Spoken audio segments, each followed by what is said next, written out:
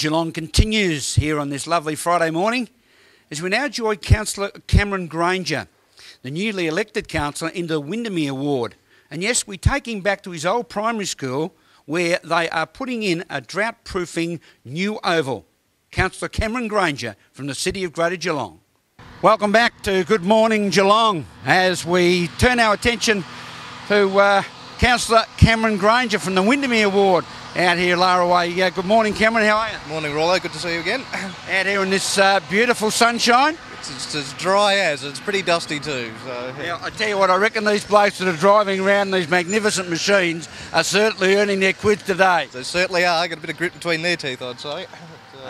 It's a job at work. I mean, it really is great to see, and what we'll be able to see in the future, and we'll bring our viewers back to it after it's finished, is the final development. But where did the idea and the opening options start to evolve from, as far as council were concerned? Well, the council's had this on their radar for a while, but given the state of the drought situations and lack of water, it's just been held off for a little while. It's been one of the more important ovals to get fixed up in the City of Greater Geelong, and the state government's assisted with $194,000 to see that it's happened. So. Great for Lara. I mean, Lara is a growing community, up around the 12,000 mark now, and a big part of your ward. So good to see that this will have also community use. Correct, that's right. Between the two schools, the primary school and the secondary college, and also the sporting club, I could see people using it virtually round the clock. There is a huge demand for sport in Lara. As you say, the population's gone up exponentially. It's almost doubled in 8 years' time, but facilities haven't gone up with that. So, and it's not just in terms of sporting facilities either. We're looking at other essential services for parents and young families. And because of these young families in Lara, there's probably the biggest demand in the City of Greater Geelong for sport out here. So on top of cricket and football, there'll be soccer facilities here, and soccer is a really huge growth in sort of area in sport in the northern suburbs and across Geelong. So it's an upgrade long overdue.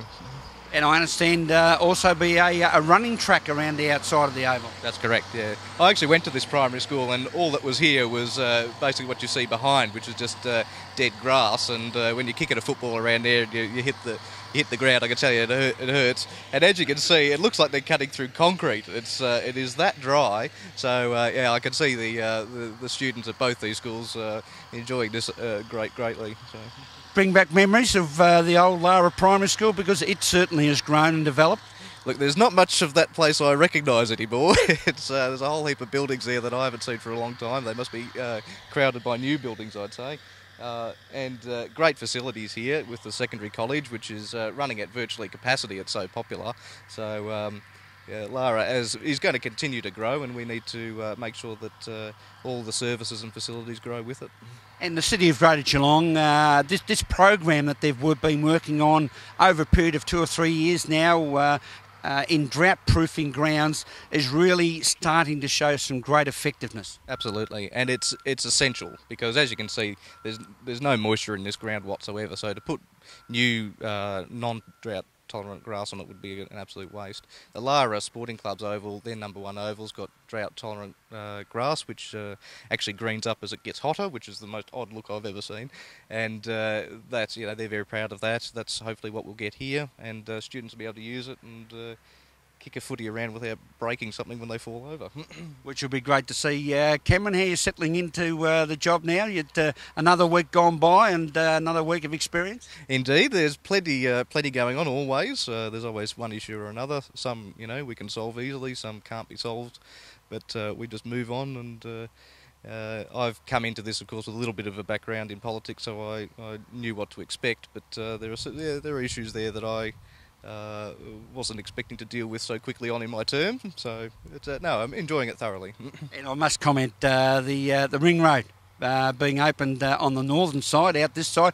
I mean, I live out on the southern side in Belmont, 15 minutes from Belmont to Lara. Tremendous. It is tremendous. Everybody who's used it has said that. Just avoiding all the traffic lights going into Geelong, it's really a boom. And by the time it's opened up further, of course, down the coast, you can imagine that the stress taken off highway through the city, and the Latrobe Terrace will be great.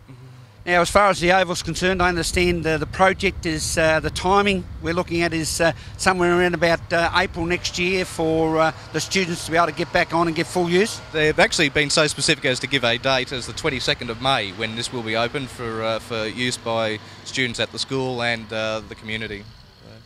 So they've, David Goldie and his boys, they do a terrific job. 22nd of May, 2009. That's specific. Not to be any more specific than that, of course not. No, it wouldn't give me which hour, but and as you can see, things are moving very quickly. This is a huge amount of work happening in a very fast time. Grass takes time to grow, but I'm told that most of the initial groundwork will be done within the fortnight. Well, viewers, we will be back around the 22nd of May to have a look at the finished product. So remember what you're having a look at now, and when we come back on the 22nd of May, you'll be able to see the before and after. As we thank Councillor Cameron Granger for your time again. Thank you, Rollo. We better get in out of this sun. It's getting a bit hot, isn't it? Sounds good to me. We'll go to a break on Good Morning Geelong and be back with sport after this.